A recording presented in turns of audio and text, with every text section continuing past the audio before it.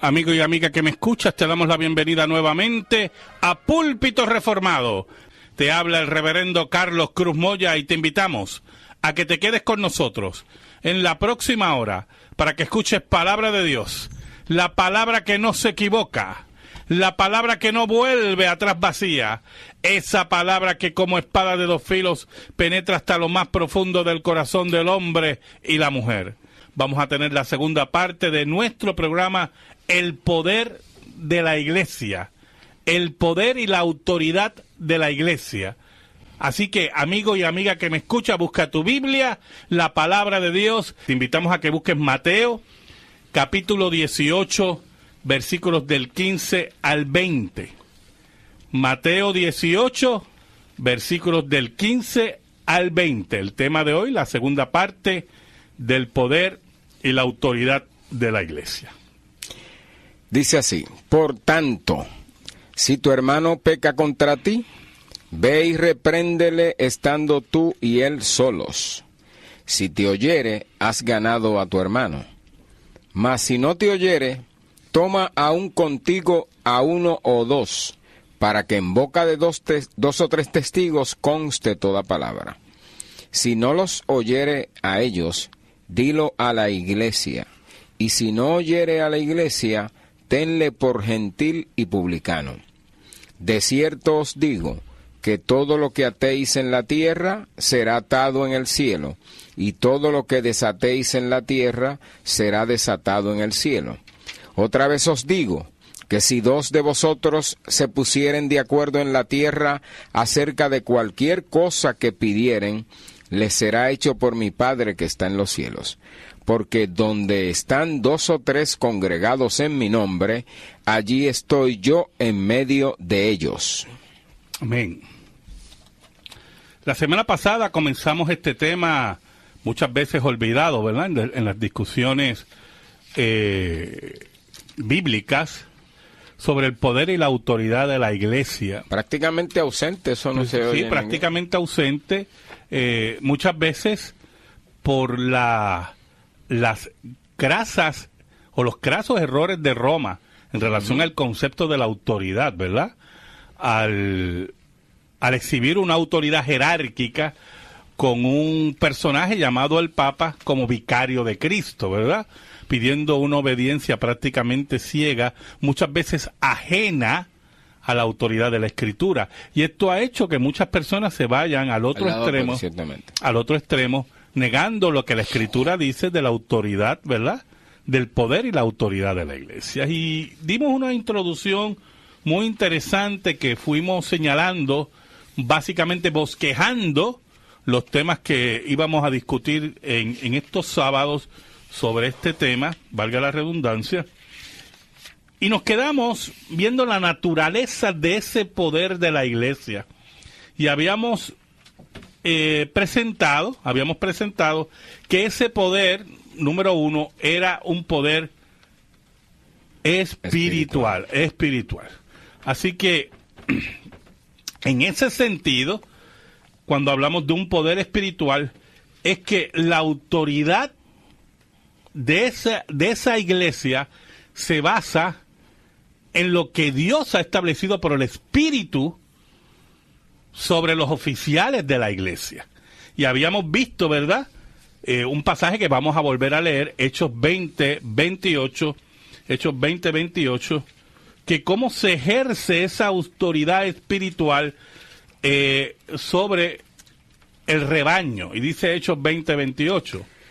Por tanto, mirad por vosotros y por todo el rebaño en que el Espíritu Santo os ha puesto por obispos para apacentar la iglesia del Señor, la cual él ganó por su propia sangre. Él ha puesto ancianos, obispos, ¿verdad?, que es un sinónimo, presbíteros también es un sinónimo, para apacentar la iglesia de Dios, ¿verdad? Y ese pastoreo que nos habla el apóstol Pablo en ese discurso a los ancianos de Éfeso, se ejerce bajo una autoridad espiritual, la cual no necesita que sea coaccionada por el poder civil, que ha sido uno de los grandes errores de Roma en la historia, ¿verdad? Sino que es un poder espiritual que Dios ejerce a través de la iglesia sobre los miembros de la congregación. Ahora, en esta noche vamos a seguir viendo cuál es la naturaleza de ese poder. La semana pasada discutimos que era un poder espiritual, pero también es un poder ministerial. ¿Y qué queremos decir como un poder ministerial? Bueno, la Escritura nos muestra como una evidencia sorprendente que ese poder de la iglesia no es un poder independiente o soberano, ¿verdad? Sino un poder que ministra a los miembros de la iglesia.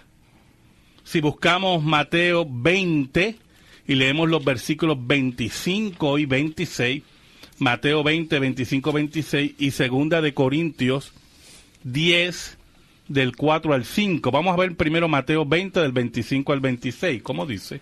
Entonces Jesús, llamándolos, dijo: Sabéis que los gobernantes de las naciones se enseñorean de ellas, y los que son grandes ejercen sobre ellas potestad. Mas entre vosotros no será así, sino que el que quiera hacerse grande entre vosotros será vuestro servidor, y el que quiera ser el primero entre vosotros será vuestro siervo.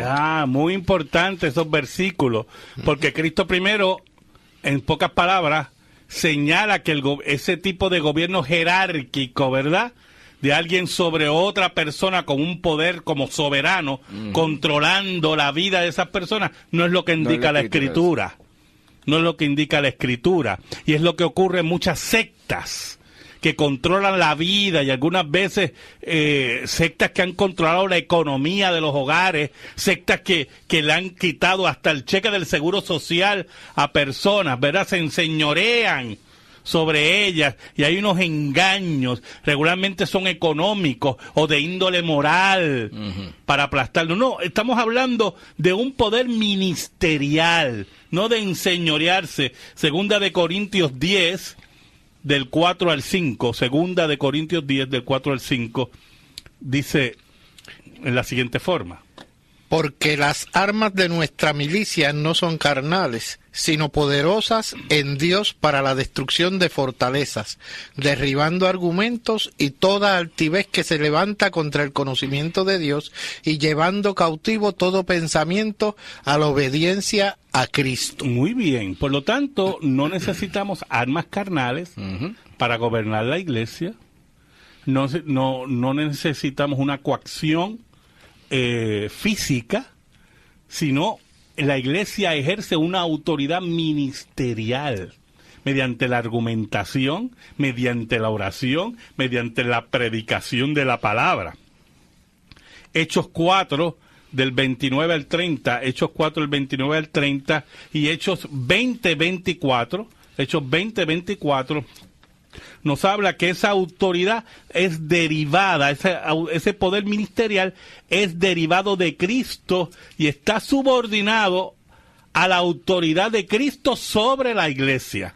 Por ejemplo, si vemos Hechos 4 del 29 al 30, ¿cómo dice, Ángel? Tenía Hechos 20 al 24. No, Hechos 4 del 29 al 30. Aquí está. Ok. Y ahora, Señor, mira sus amenazas, y concede a tu siervo que con todo denuedo hablen tu palabra, mientras extiendes tu mano para que se hagan sanidades y señales y prodigios mediante el nombre de tu santo Hijo Jesús. Por lo tanto, esa autoridad se deriva ¿de dónde? De Cristo, que es la cabeza de la iglesia, ¿verdad? Esa autoridad a la iglesia se deriva de aquel que murió y venció la muerte. Hechos 20:24. Hechos 20:24. Pero de ninguna cosa hago caso, ni estimo preciosa mi vida para mí mismo, con tal que acabe mi carrera con gozo y el ministerio que recibí del Señor Jesús, para dar testimonios del Evangelio de la gracia de Dios. Así mismo es. Así que, hermanos, ese poder ministerial, ese poder que tiene la iglesia, es espiritual y es ministerial. Y es derivado de Cristo, de la autoridad de Cristo. Ese concepto de ministerial, que es bueno señalar también que es de siervo, de un servidor, no de uno que se enseñorea de los otros, Exacto. sino que todos somos siervos del Señor. Así mismo es, así mismo es. Y por lo tanto, al mismo tiempo, Cristo gobierna su iglesia mediante ese poder ministerial.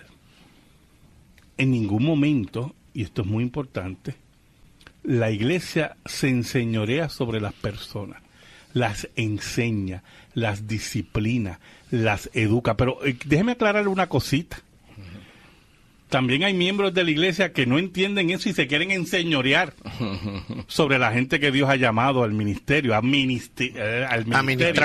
Y entonces también ellos están en un grave error. Porque ellos están ahí también para sujetarse a los que Dios ha señalado como ministros, después que ellos vayan acordes con la Escritura. Porque el ejercicio ministerial, escuche bien, el ejercicio ministerial tiene que estar en armonía con la palabra de Dios y bajo la dirección del Espíritu Santo. Muy bien, que solamente se puede admitir el no someterse cuando este ministro no sigue las Escrituras. Exacto. Y entonces tienen, porque es que como todos somos siervos y la regla, el tribunal, ¿verdad?, que rige es la Escritura. En la Escritura, todo el mundo está consciente de eso, y entonces sobre esa base, después que veamos que se está predicando y enseñando la Escritura... Para eso, todos tenemos que conocer la Escritura. Claro que sí. Porque si no estudiamos la Escritura, Claro. no vamos a poder, ¿qué? Identificar el error. Juzgar el asunto. Y juzgar el asunto correctamente. El problema muchas veces es que cuando, basado en esa misma línea, o sea, cuando comenzamos a no enseñar la Escritura por temor, que era lo que hacía antes la Iglesia Católica, o sea, daban hasta el servicio o la misa en un idioma que no se entendía. Exacto. Con intención de que, o sea, mientras menos conozcan, menos me van a cuestionar lo que estoy haciendo.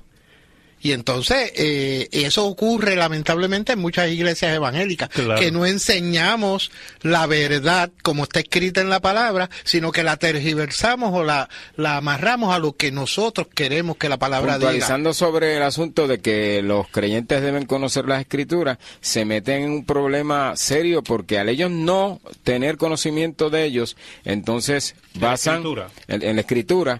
Pues entonces el ministro es el que tiene todo el poder. Todo el poder y todo el conocimiento, y por donde diga el ministro, pues por ahí van ellos. Pero van a tener su día. Claro. Porque claro, van a tener que rendir cuenta. Claro que sí. Ahora, podemos señalar, entrando en otro aspecto, que hay diferentes clases de poder eclesiástico, ¿verdad? Así como en Cristo hay 3 oficios, que él es sacerdote, profeta y rey, así también hay un triple poder en la iglesia que queremos estudiar a la luz de las Escrituras, y ese poder debe ser respetado y observado, ¿verdad? El primer poder que tenemos es el poder de la dogmática, de la docencia. La iglesia tiene una tarea relacionada con la verdad. Esto es muy importante, hermano. Con la verdad. La iglesia ha sido llamada para preservar y enseñar la verdad y ejercitar ese poder. El número 1 es la preservación de la palabra de Dios. ¿Y en qué consiste la preservación de la palabra de Dios? Guardiana de esa palabra, luchando en contra de cualquier error que quiera introducirse malinterpretando la Escritura. Y la iglesia está llamada para ser columna y baluarte de la verdad, dice el apóstol Pablo, ¿verdad? Y por lo tanto, al mismo tiempo, transmitir fielmente de generación en generación la verdad de la Escritura. Es una gran responsabilidad de la iglesia mantener y defender la verdad en contra de todas las fuerzas de incredulidad y de error, ¿oyó? Si buscamos Primera de Timoteo 1, versículos 3 y 4, Primera de Timoteo 1, versículos del 3 y 4, y Segunda de Timoteo 1, 13. Primera de Timoteo 1, del 3 y 4. 1, 3. como te rogué que te quedases en Éfeso cuando fui a Macedonia para que mandases a algunos que no enseñen diferente doctrina, ni presten atención a fábulas y genealogías interminables que acarrean disputas más bien que edificación de Dios, que es por fe. Así te encargo ahora. Interesante, ¿verdad? Lo que dice el apóstol Pablo a Timoteo. Que algunos vienen con disputas vacías y la labor de la iglesia es contrarrestar esas disputas vacías. Me gusta ese versículo 5 que dice, para como puntualizar, pues el propósito de este mandamiento es el amor nacido de corazón limpio y de buena conciencia y de fe no fingida. Así mismo es, eso no como fingida. No fingida, como el puntillazo. Claro, porque algunos han dejado a un lado la enseñanza correcta de la verdad en las iglesias. ¿Oyó?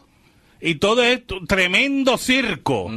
Las iglesias se han convertido en tremendo circo con un desfile de payasos y acróbatas y nunca hay una enseñanza veraz de la Escritura. Bueno, conozco grupos que se llaman iglesias que en todo el servicio no leen la Escritura. No leen la Escritura. Porque no son columna y baluarte de la verdad. Y por lo tanto son más bien un conglomerado de personas, un club social, un club de diversión, posiblemente hasta un club de chistes, a ver cuál hace el mejor chiste ese día, pero no están ahí para la enseñanza, como dice el apóstol Pablo, de la correcta palabra. Segunda de Timoteo 1:13. Segunda de Timoteo 1:13. Retén la forma de las sanas palabras que de mí oíste en la fe y amor que es en Cristo Jesús. ¿Qué tú crees de ese versículo? Wow, y el otro dice, guarda el buen depósito por el Espíritu Santo que en nosotros. Tiene obviamente, por ser la palabra de Dios, una relación con lo primero que leyeron, porque hay gente que utilizan las escrituras, tuercen las escrituras, traen, en el caso de los primeros versos, el legalismo como palabra de Dios, y entonces hay que tener una correcta regla de interpretación de la Escritura para ello. Y mira cómo dice este otro verso, las sanas palabras y sencillas, no son estrambóticas ni son misterios que hay que como escrutar. Decían los gnósticos y todo eso. No, una cosa sencilla, tal y como Cristo la dijo.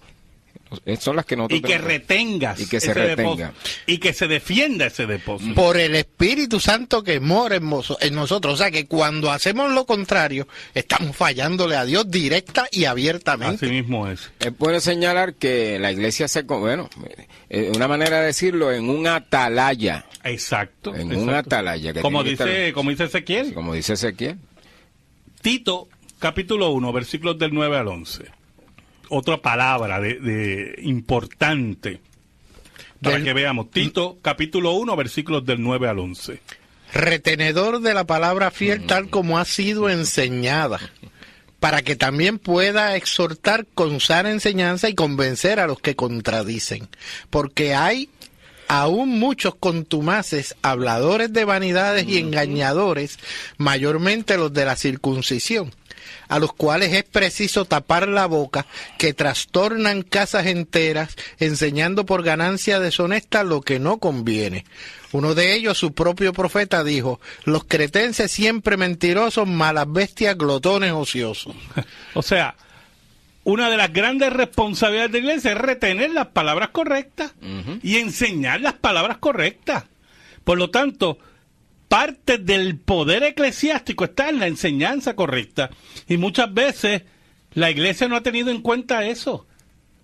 Y desde el siglo XIX, los ataques del liberalismo contra la palabra de Dios y contra la formación de la iglesia bíblica, y en el siglo XX llenó la iglesia de traidores y de cobardes que no defendían la palabra de Dios. Y lo que hizo fue que llegara la mortandad a las iglesias. Y se fueron con la corriente. Sí, exacto. Del error. Claro, porque no fueron valientes para defender la Escritura, la palabra de Dios. No fueron obedientes a la labor de la iglesia. Pastor, y perdemos de vista un punto sumamente importante. Aquí estamos hablando de las cosas que debe hacer ese ministro o ese líder dentro de la iglesia, llámese obispo, llámese anciano, llámese pastor, dentro de la misma iglesia, pero perdemos la perspectiva de lo que sucede afuera, los enemigos de la palabra, que lo que le estamos dando es municiones. Cuando no hacemos lo que dice la palabra, le estamos dando municiones a los enemigos de la palabra para descargar toda su furia contra todo lo que cree y debe creer el seguidor o el fiel sirviente de la palabra de Cristo. Muchas veces por concederle terreno, por cobardía o por no ser responsables en el estudio de la palabra, pastor, en la defensa, en la apología de la palabra, entonces le damos lugar a los enemigos de la palabra, que el apóstol Pablo dijo, tienes que enfrentarlos. Le dice, preciso tapar la boca. Tapar la boca.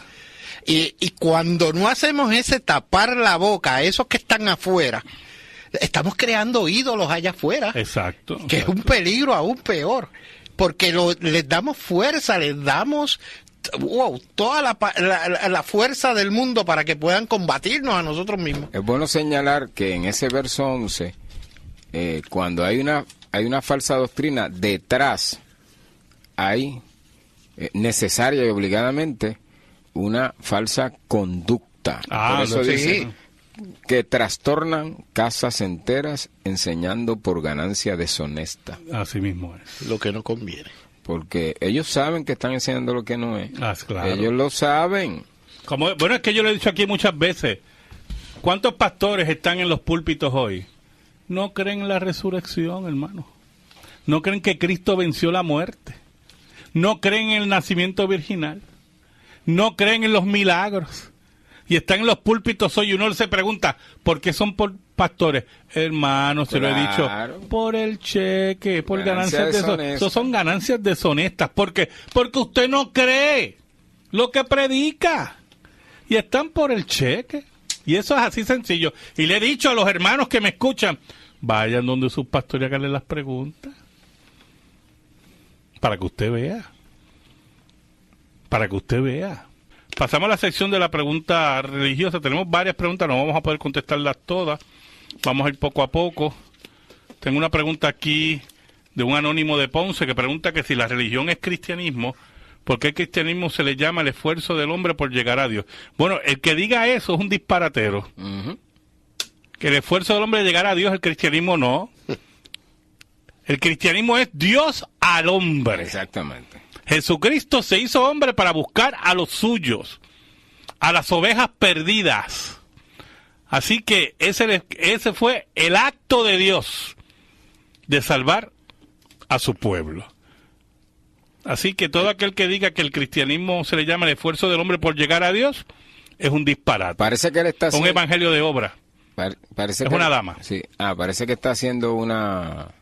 Al definir el término religión, que claro, es ligar, religión que es ligar, ¿verdad? Ligar de nuevo, pues eso fue lo que Dios hizo. Exacto. Que vino a ligarnos a él. Sí, lo que pasa es que el cristianismo sigue siendo una religión. Claro. Porque hay unos ejercicios espirituales, claro, ¿verdad? Que buscan un crecimiento espiritual, pero dentro del punto de vista protestante, punto de vista de la reforma, esos ejercicios espirituales vienen posterior a la conversión. Claro que sí. No hay ningún ejercicio espiritual que pueda salvar al hombre. Exactamente, para salvarse. Porque ya Cristo hizo el camino. ¿Verdad? Así que el hombre cree conciencia de su realidad ante Dios. Claro. El hermano Héctor López de Bayamón pregunta que si la salvación es colectiva o individual. No, la salvación es individual. La salvación es individual. Lo que pasa es que se da dentro de la colectividad. ¿Oyó? Usted se salva individualmente, porque Jesucristo lo salva, para vivir en comunidad. En comunidad. Y hay una sola comunidad en la tierra. Y esa comunidad es la iglesia de Cristo. De la cual hemos estado hablando dos programas. Exacto. Así que es una vivencia en comunidad. Nadie puede salvarse y vivir solo por ahí. Esto es una labor colectiva de una comunidad. Y eso tiene que estar siempre claro. Tengo una pregunta de hermana Aurora de Carolina, ¿verdad? Un saludo, hermana Aurora, que yo sé que siempre nos escucha. Que ha escuchado personas hablar con convicción que su nombre está escrito en el libro de la vida. Si esto es arrogancia, bueno, eso depende. Porque yo sé que mi nombre está escrito en el libro de la vida, ¿oyó?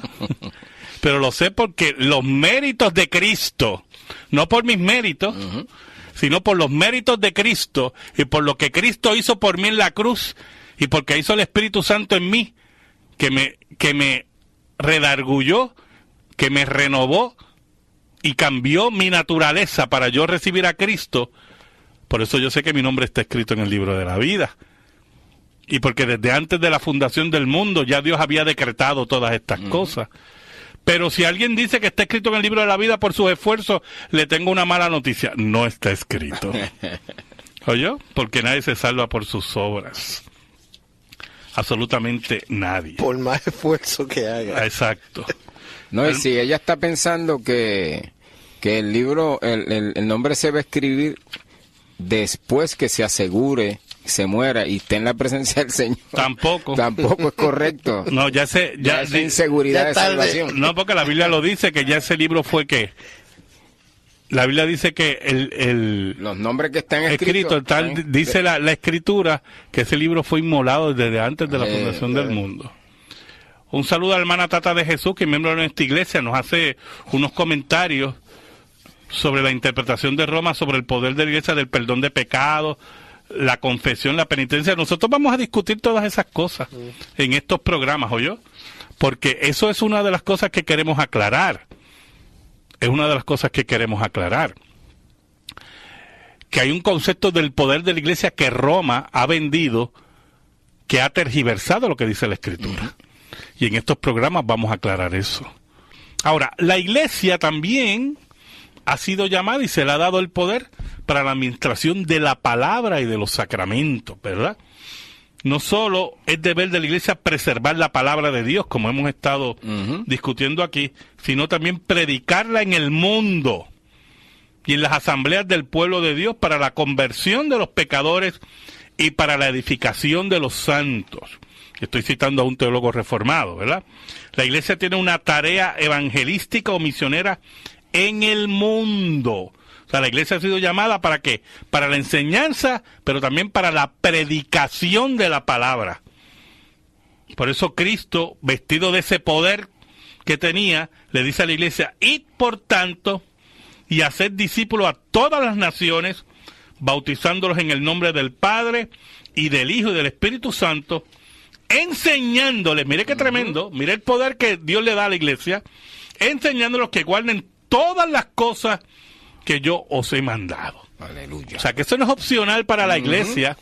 La iglesia tiene que predicar el evangelio, tiene que enseñar la palabra y enseñar la palabra de Cristo. Y es la orden, ¿verdad? Y esa es parte de esa labor de la iglesia, esa enseñanza de la palabra de Cristo. Fiel, una enseñanza fiel, no es desvirtuada como ha hecho la Iglesia Católica, que utilizan ese desvirtuar la palabra para que para fortalecerse el poder jerárquico en su jerarquía. Y por eso es que algunas veces yo oigo testimonio diciendo: vamos a dar un testimonio de conversión a la Iglesia Católica. Bueno, yo creía que la conversión era a Cristo, no a la Iglesia Católica, no a la iglesia. ¿Verdad? ¿Verdad? Es a Cristo que uno se convierte, ¿verdad? Ahí es que Dios te trae, es a Cristo, a los pies de Cristo.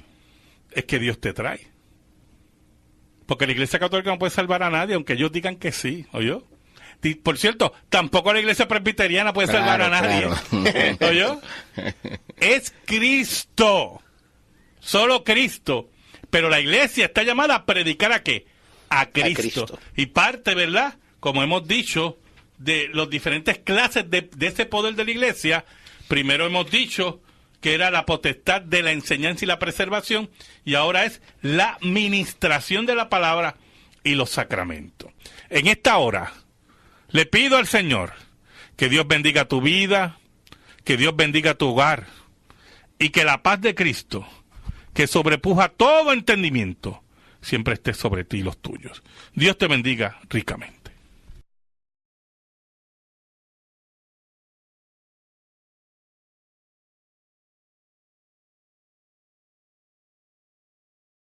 Un personaje llamado el Papa como vicario de Cristo, ¿verdad? Pidiendo una obediencia prácticamente ciega, muchas veces ajena a la autoridad de la Escritura. Y esto ha hecho que muchas personas se vayan al otro extremo, negando lo que la Escritura dice de la autoridad, ¿verdad?, del poder y la autoridad de la Iglesia. Y dimos una introducción muy interesante que fuimos señalando, básicamente bosquejando los temas que íbamos a discutir en estos sábados sobre este tema, valga la redundancia, y nos quedamos viendo la naturaleza de ese poder de la Iglesia. Y habíamos presentado que ese poder, número uno, era un poder espiritual. Que si dos de vosotros se pusieren de acuerdo en la tierra acerca de cualquier cosa que pidieren, les será hecho por mi Padre que está en los cielos. Porque donde están 2 o 3 congregados en mi nombre, allí estoy yo en medio de ellos. Amén. La semana pasada comenzamos este tema muchas veces olvidado, ¿verdad?, en las discusiones